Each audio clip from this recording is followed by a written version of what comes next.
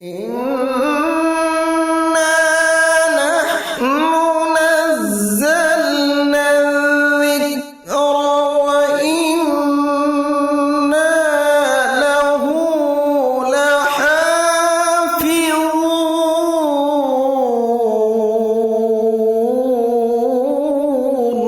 قراءات وہ علم ہے، علم بكيفية أداء كلمات القرآن واختلافها معزوا لناقلته.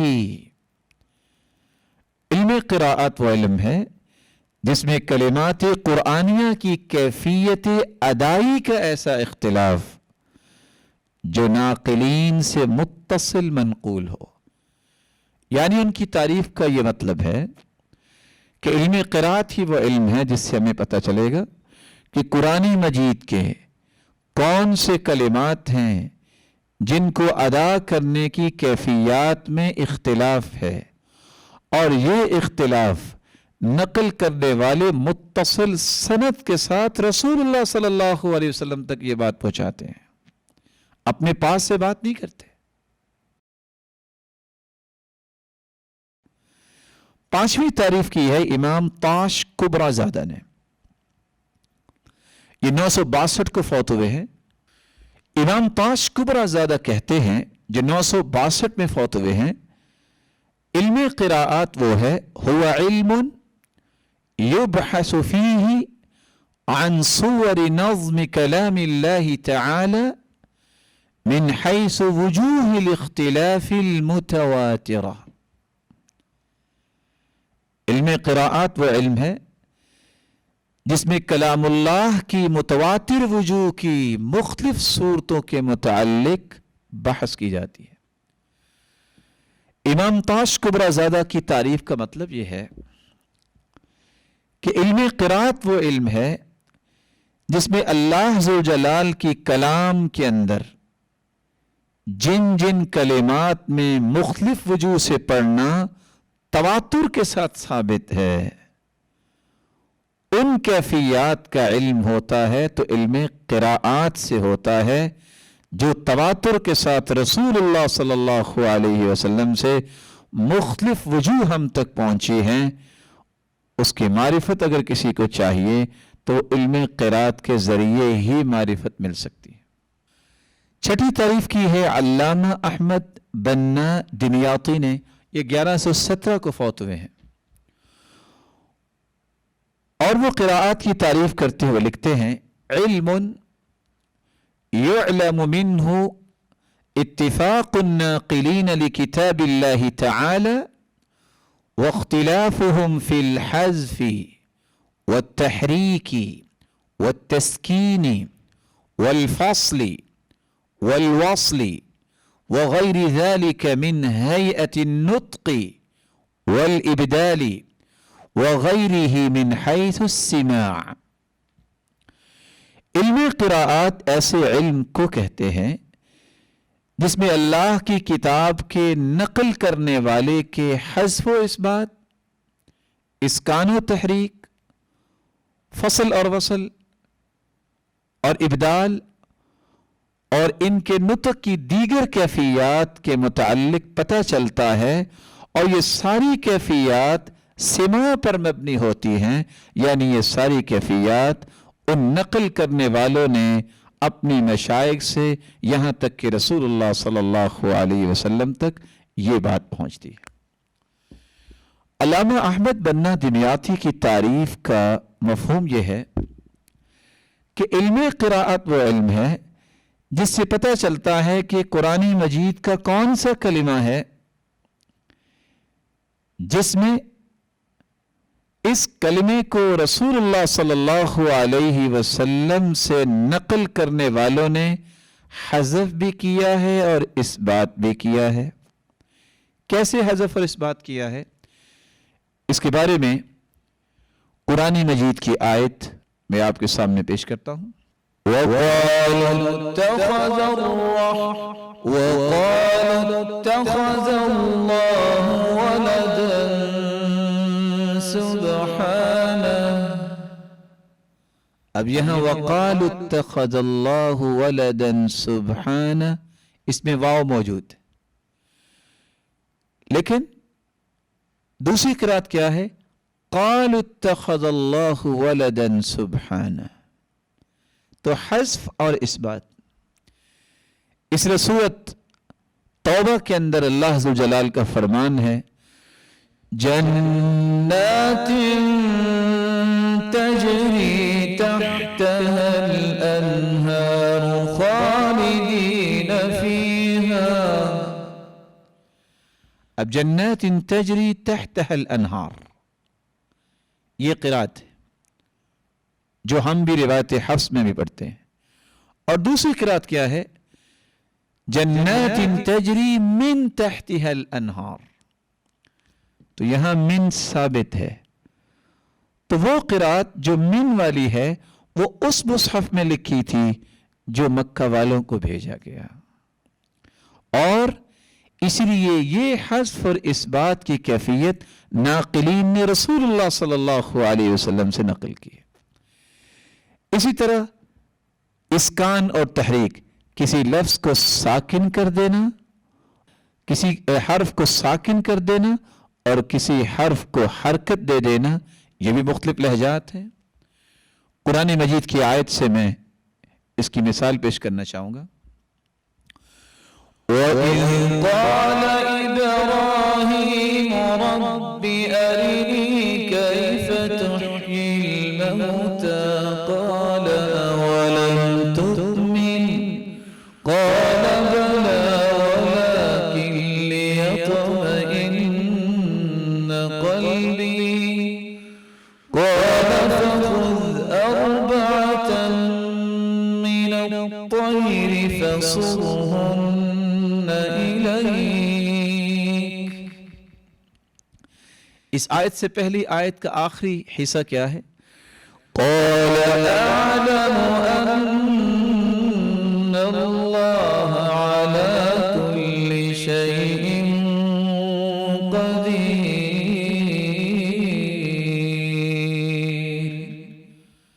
قَالَ أَعْلَمُ أَنَّ اللَّهَ عَلَىٰ كُلِّ شَيْءٍ قَدِيرٌ۔ جب ابراہیم علیہ السلام نے دیکھا کہ کس طرح اللہ تعالیٰ نے زندہ کر دیا ہے مردے کو، تو کہنے لگے اعلم ان اللہ علی کل شیء قدیر، مجھے یہ اعتراف ہے، مجھے یقین ہے کہ اللہ ہر چیز پر قادر ہے۔ اور دوسری قرات کیا ہے؟ قال اعلم ان اللہ علی کل شیء قدیر۔ قال اعلم کو ساکن کر دیا، قال اعلم۔ اسی طرح فصل اور وصل، کسی کو ملا کے پڑھنا اور کسی کو جدا کر کے پڑھنا، ابدال کے ساتھ پڑھنا، جیسے یؤمنون ہے اور یومنون ہے۔ یہ ساری کیفیات کا علم جو رسول اللہ صلی اللہ علیہ وسلم سے ثابت ہیں، یہ علم قرات سے علم حاصل ہوتا ہے، علم قرات پڑھنے سے پتہ چلتا ہے۔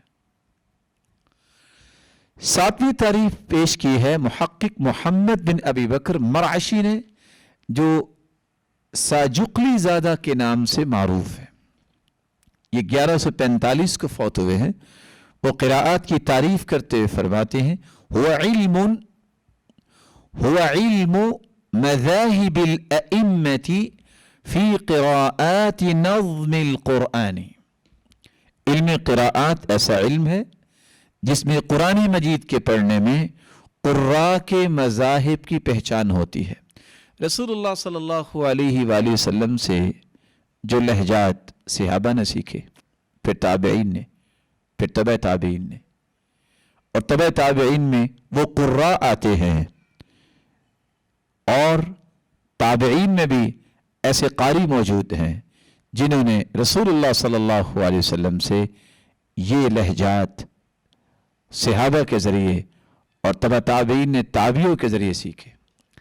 تو علم قراءات وہ علم ہے، ساجقلی زادہ کی تعریف کا مفہوم جو ہے وہ یہ ہے کہ علم قراءات وہ علم ہے جس سے قرآن مجید کے کلمات کے اندر جو مختلف انداز ہیں اس کے پڑھنے والوں کا پتہ چلتا ہے کہ کس نے کیا پڑھا ہے اور کیسے رسول اللہ صلی اللہ علیہ وسلم سے نقل کیا ہے۔ آپ جانتے ہیں حدیثیں تو رسول اللہ صلی اللہ علیہ وسلم کی ہیں، لیکن ہم کہتے ہیں یہ حدیث بخاری کی ہے، حالانکہ وہ بخاری کی حدیث نہیں ہے، امام بخاری نے تو جمع کیا ہے، کیونکہ کائنات نے اس بات پہ اتفاق کیا کہ امام بخاری جیسا راسخ انسان، فقیہ انسان اور علم حدیث میں مضبوط انسان کوئی نہیں ہے، اس لیے اس حدیث کی کتاب کو اور اس حدیث کو نسبت اس کی طرف ہو گئی۔ تو قرائے عشرہ میں سے امام نافع، امام ابن کثیر، امام ابو عمر، امام ابن عامر، امام عاصم، امام کسائی، امام ابو جعفر اور اسی طرح امام یعقوب اور امام خلف العاشر، یہ قراءات کی نسبت ان کی طرف ہوئی ہے، یہ ان کی قراءات نہیں ہیں، انہوں نے اپنی زندگیاں وقف کر دی جس وجہ سے نسبت ان کی طرف کر دی گئی۔ جس طرح ہم کہتے ہیں یہ بخاری کی حدیث ہے، یہ مسلم کی حدیث ہے، یہ ترمذی کی حدیث ہے، یہ نسائی کی حدیث ہے، ابو داود کی حدیث ہے اور ابن ماجہ کی حدیث۔ 8ویں تعریف علامہ عبد الفتاح القاضی کی ہے جو 1403 ہجری کو فوت ہوئے ہیں۔ وہ قراءات کی تعریف کرتے ہوئے فرماتے ہیں علم يعرف به كيفية النطق بالكلمات القرآنية وطريق أدائها اتفاقا واختلافا مع عزو كل وجه لناقله۔ علم قراءات وہ علم ہے جس میں قرآنی کلمات کے تلفظ کی کیفیت اور ان کلمات کی اتفاقی یا اختلافی ادائیگی کا طریقہ معلوم ہوتا ہے، لیکن شرط یہ ہے کہ یہ طریقہ، یہ ادائیگی رسول اللہ صلی اللہ علیہ وسلم سے منقول ہو اور ثابت ہو۔ ان تمام تعریفات میں جو سب سے ریلائبل تعریف لگتی ہے وہ علامہ عبد الفتاح القاضی کی تعریف ہے، جس میں 3 باتوں کا تذکرہ ہو گیا کہ کلمات قرآنیہ اس کا تلفظ کیسے کیا جائے گا، پھر ان کلمات قرآنیہ میں کن کن قراء کا اتفاق ہے اور کون کون دوسرے انداز سے پڑھتے ہیں، اور تیسرا پہلو کہ یہ ساری کیفیات، یہ ادائیگیاں، یہ لہجات، یہ وجوہ رسول اللہ صلی اللہ علیہ وسلم سے ثابت ہونی چاہیے۔ اپنے پاس سے کوئی چیز انسان قرآن میں شامل نہیں کر سکتا۔ 9ویں تعریف علامہ سالم محیسن کی جو 1422 ہجری کو فوت ہوئے ہیں، وہ قراءات کی تعریف کرتے ہوئے فرماتے ہیں علم بکیفیت اداء کلمات القرآن واختلافها من تخفیف وتشدید واختلاف الفاظ الوحی فی الحروف بعزو النقلہ۔ علم قراءات وہ علم ہے جس میں کلمات قرآنیہ کی ادائیگی کا طریقہ اور ان کلمات کی تخفیف اور تشدید اور وحی کے الفاظ اور حروف کا اختلاف ناقلین کی طرف نسبت کرتے ہوئے زیر بحث لایا جاتا ہے۔ علامہ سالم محیسن رحمہ اللہ، ان کی تعریف کا مفہوم یہ ہے کہ علم قراءت وہ علم ہے جس میں سب سے پہلے تو کلمات قرآنیہ کی ادائیگی کا پتہ چلتا ہے کہ کس کس کلمے کو تخفیف کے ساتھ پڑھنا ہے اور کس کس کلمے کو تشدید کے ساتھ پڑھنا ہے، اور علم قراءت سے یہ بھی پتہ چلتا ہے کہ یہ وحی ہے جو اللہ ذوالجلال نے اتاری کہ ان الفاظ کو یوں پڑھا جائے اور ان حروف کو یوں پڑھا جائے۔ اور تیسرا پہلو، یہ ساری باتیں اس وقت ریلائبل ہوں گی جب یہ باتیں بیان کرنے والے یہ ثابت کریں کہ رسول اللہ صلی اللہ علیہ وآلہ وسلم نے اس کلمے کو تخفیف کے ساتھ پڑھا اور اس کو تشدید کے ساتھ پڑھا، اس کو اس انداز سے پڑھا، اس کو اس انداز سے پڑھا۔ مثال کے طور پہ میں ایک آیت آپ کے سامنے پڑھنا چاہوں گا تاکہ اس سے بات واضح ہو جائے. وَقَالَ ارْكَبُوا فِيهَا بِسْمِ اللَّهِ مَجْرَاهَا وَمُرْسَاهَا إِنَّ رَبِّي لَغَفُورٌ رَحِيمٌ. اب یہ روایت حفص. اگر اسی طرح کی مختلف آیتوں کو یہ جو امالہ کر کے امام حفص نے پڑھا ہے، امام حمزہ اور امام کسائی بہت سارے کلمات میں امالہ کرتے ہیں. اگر ہم روایت حمزہ میں پڑھیں گے، روایت خلف میں یا خلاد میں، تو پھر ہم کیسے پڑھیں گے؟ چند آیتیں میں آپ کی خدمت میں پیش کرتا ہوں.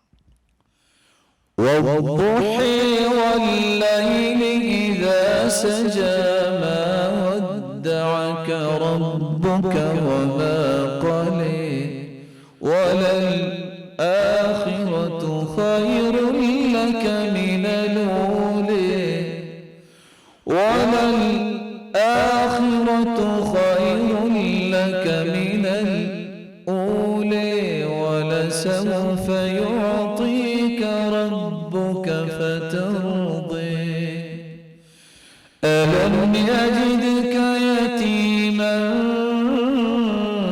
فَآوَى وَوَجَدَكَ ضَالًّا فَهَدَى وَوَجَدَكَ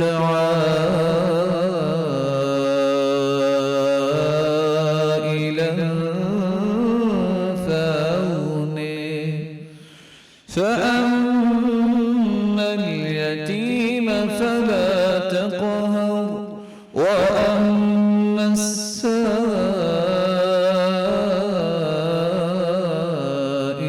فَلَا تَنْهَرْ وَأَمَّا بِنِعْمَةِ رَبِّكَ فَحَدِّثْ. اللہ تعالیٰ نے ان لہجات میں، ان وجوہ میں، ان کیفیات میں لذت اور مٹھاس اور حلاوت کتنی رکھی ہے. اور یہی مقصود تھا کہ قرآن مجید کو ایسے انداز میں اتارا جائے جو آسان بھی ہو اور پڑھنے والے کو وہ لذت نصیب ہو کہ وہ دنیا کے کسی کلام سے وہ لذت پا ہی نہ سکے. 10ویں تعریف جو ان 9 تعریفوں کو سامنے رکھتے ہوئے ہم پیش کر سکتے ہیں کہ علم قراءات وہ علم ہے، علم يعرف به كيفية أداء الكلمات القرآنية بوجوه متواترة اتفاقا واختلافا مع عزو كل وجه لناقله. قراءات وہ علم ہے جس میں قرآنی کلمات کی اتفاقی اور اختلافی متواتر وجوہ کی ادائیگی اور ان کی کیفیات ناقلین کی طرف نسبت کرتے ہوئے پہچان کی جاتی ہے. اس تعریف کا پہلے مفہوم سمجھیے، پھر بقیہ تعریفوں کے ساتھ اس کا امتیاز پیش کرتے ہیں. اس تعریف کا مفہوم یہ ہے کہ علم قراءت وہ علم ہے جس میں قرآن مجید کے کلمات کی جو ادائیگی ہے، جو تلفظ ہے، جو نطق ہے، جو انداز ہے، اس کی کیفیت کی پہچان ہوگی. لیکن ان قرآنی کلمات کی ادائیگی کی جو کیفیت ہے یہ تواتر کے ساتھ ثابت ہونا ضروری ہے. پھر یہ تواتر کے ساتھ جو چیز ثابت ہوئی ہے، اتفاق بھی تواتر سے ثابت ہو اور اختلاف بھی تواتر سے ثابت ہو. لیکن یہ اتفاق یا اختلاف قراء کا یہ رسول اللہ صلی اللہ علیہ وآلہ وسلم سے منقول ہونا چاہیے. یہ وہ تعریف ہے جو باقی تمام تعریفات کو سامنے رکھتے ہوئے ایک جامع تعریف پیش کی جا سکتی ہے. میں نے پہلے عرض کیا کہ وہ تعریف جو شیخ عبد الفتاح القاضی نے کی رحمہ اللہ، اس میں لفظ تھا کہ یہ نطق کی کیفیت ہے. کلمات قرآنیہ بھی اس میں موجود تھے، لیکن اس میں मैं आज़्व कुल्ली वजह लिनाक़िलिही से ये माना तो नहीं कर रहा था कि नकल जो कर रहा है वो रसूलुल्लाह सल्लल्लाहु अलैहि वसल्लम से साबित हो। यहाँ एक लफ्ज़ का इजाफा करके उस तारीफ के उस मामूली सी कमी को दूर कर दिया गया, बिवुजूहिन मुतवातिरा।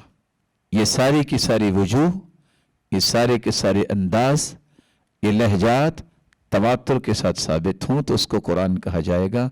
अगर तवातुर के साथ साबित नहीं तो उनको कुरान नहीं कहा जाएगा। ये तो कह सकते हैं कि ये भी क़िरात आई है और ये हदीस भी साबित है, लेकिन उसको कुरान नहीं कह सकते, क्योंकि कुरान मजीद के लिए शर्त ये है कि वो क़िरात तवातुर से साबित हो, वो लुगत अरब के मुआफ़िक़ हो, वो मुसाहिफ़ उस्मानिया में से किसी एक मुसहफ़ में लिखी हुई हो, जिसकी तफसील और वजाहत इंशाअल्लाह हम कुछ देर के बाद पेश करेंगे। إنا نحن